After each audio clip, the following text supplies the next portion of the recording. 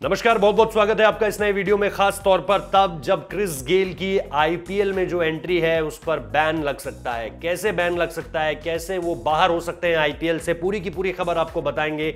साथ ही साथ ये भी बताएंगे कि इससे पंजाब की टीम पर कितना असर पड़ने जा रहा है, क्योंकि किंग्स 11 पंजाब के लिए खेलते हैं। रिटेन किए गए खिलाड़ी हैं जिन्हें जब किसी ने नहीं खरीदा ऑक्शन टेबल पे तो उनका नाम सामने निकल कर आता है और फिर पंजाब उन्हें दोबारा उन पर बाय करती है। लेकिन सबसे बड़ी जो बात निकल कर इस वक्त पे आ रही है, आप जानते हैं कि दुनिया का सबसे तेज दौड़ने वाला इंसान कौन है? Usain bolt. और दुनिया के सबसे तेज धावक को, जिसे हम ये भी कहते हैं कि बहुत फिट हैं, जो ओलंपिक की उनकी हिस्ट्री है, आपको पता है कि जब 2008 में दौड़े तो गोल्ड मेडल, चाहे वो 100 मीटर हो, चाहे वो 200 मीटर हो, चाहे वो 4x100 रिले हो, या इसके अलावा जब वो उसके बाद लंदन ओलंपिक्स 2012 में दौड़े, वहाँ पे भी तीनों में 100, 200 और रिले में गोल्ड मेडल। और उसके बाद रियो में भी 2016 में जब वो दौड़े 100, 200 और रिले में, तो फिर गोल्ड मेडल, यानी गोल्ड मेडल्स की हैट्रिक लगाई उन्होंने 3 अलग अलग कॉम्पिटिशंस में और ऑन अ ट्रॉट, मतलब लगातार। तो one of the greatest athletes, चाहे आप किसी भी सेंस में बात कीजिए, ओलंपिक खेलने वाले या ओवरऑल गोल्ड मेडल जीतने वाले, बार बार लगातार और कंटिन्यू परफॉर्मेंस करने वाले, उस खिलाड़ी को अगर कोरोना पॉजिटिव वो खिलाड़ी हो जाता है तो फिर आप समझ सकते हैं कि इससे बचना बहुत ज़्यादा मुश्किल है। तो उसेन बोल्ट क्योंकि कोविड पॉजिटिव पाए गए हैं। अब इससे क्रिस गेल का क्या कनेक्शन है? क्रिस गेल दरअसल बीते कुछ दिन पहले जब एक तस्वीर आई थी कि उन्होंने अपना बर्थडे सेलिब्रेट किया, तो उसमें क्रिस गेल भी मौजूद थे उनके जन्मदिन पे। और क्योंकि जमैका में ये पार्टी थी और रहीम स्टर्लिंग जैसे फुटबॉलर्स भी वहाँ पर मौजूद थे, तमाम वो लोग जो बहुत ज़्यादा फिट हैं, जो बहुत ज़्यादा इन चीज़ों का ध्यान रखते हैं, चाहे वो फुटबॉलर्स हों, चाहे वो क्रिकेटर्स हों, चाहे वो एथलीट्स हों, वो उस पार्टी में मौजूद थे। लेकिन उस पार्टी में किसी भी तरह के प्रिकॉशंस देखने को नहीं मिले। लोग डांस कर रहे हैं, बिल्कुल कोई सोशल डिस्टेंसिंग नहीं है, कोई मास्क किसी ने नहीं पहना है, सैनिटाइजर्स की बॉटल तो वहाँ नहीं दिख रही थी। लेकिन इस पार्टी के बाद कल ये खबर ब्रेक हुई और खुद उसेन बोल्ट ने इस बारे में जानकारी दी कि वो कोविड पॉजिटिव हो चुके हैं।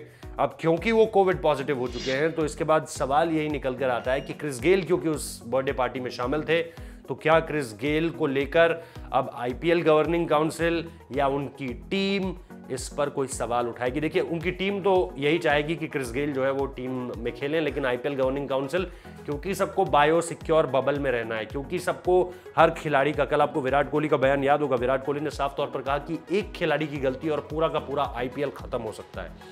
तो क्योंकि आप इतने प्रिकॉशंस लेकर चल रहे हैं, आप हर तरह से अपने आप को सिक्योर कर चल रहे हैं, तो आप ऐसे खिलाड़ी जो कि एक कोविड पॉजिटिव एथलीट के साथ होकर आ रहा है, आपको ये जरूर देखना होगा कि क्या उस खिलाड़ी की रिपोर्ट अब कहती है। तो क्रिस गेल का कोविड टेस्ट तो डेफिनेटली होगा, बार बार होगा, शायद वहां से निकलने से पहले भी होगा, यहां पहुंचने से के तुरंत बाद भी होगा, शायद एयरपोर्ट पे ही उनका जो है टेस्ट वो कर लिया जाए और उसके बाद उन्हें टीम से अलग रखा जाएगा तब तक जब तक कि उनकी रिपोर्ट नहीं आ जाती है, और शायद आइसोलेशन में भी कुछ दिन उन्हें अकेले बिताने पड़े।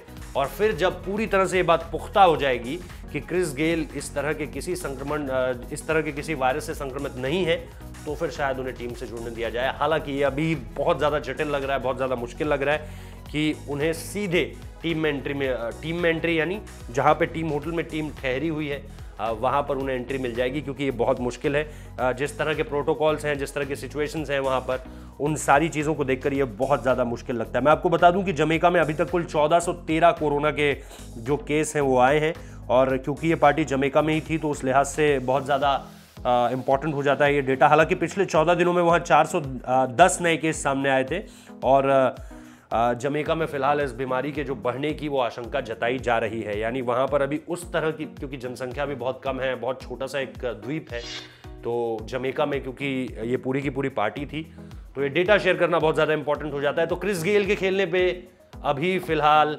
संदेह है, क्योंकि उनकी रिपोर्ट जब तक नहीं आती है, उस रिपोर्ट के आने से पहले ऐसा कोई भी फैसला, कोई भी टीम मैनेजमेंट, कोई भी गवर्निंग काउंसिल नहीं ले पाएगी कि उनका अभी टीम में आना किस तरह से देखा जाएगा, किस तरह से पूरे, क्योंकि ऐसा अभी तक नहीं हुआ है कि कोई और खिलाड़ी ऐसे किसी संक्रमण से उठकर निकल आया हो और वो किसी ऐसे शख्स के साथ रहा हो जो कोविड पॉजिटिव रहा है और उसके बाद उसे यूएई में भेज दिया गया हो। ऐसा नहीं हुआ है। तो ये अपने आप में पहला केस है। तो देखना दिलचस्प होगा कि अब यहाँ से आईपीएल गवर्निंग काउंसिल और किंग्स 11 पंजाब का मैनेजमेंट जो है वो किस तरह के फैसले लेता है और यूएई की अथॉरिटीज भी क्या सोचती हैं, क्योंकि बाहर से किसी ऐसे शख्स को अपने देश में घुसा लेना जो एक ऐसे शख्स के साथ रहकर आया है जो कि कोविड पॉजिटिव है, ये भी अपने आप में देखना होगा। तो इसमें 3 अलग अलग तरह की आपको एक्शंस देखने को मिलेंगे, एक किंग्स 11 पंजाब का, एक आईपीएल गवर्निंग काउंसिल का और तीसरा यूएई की अथॉरिटीज का।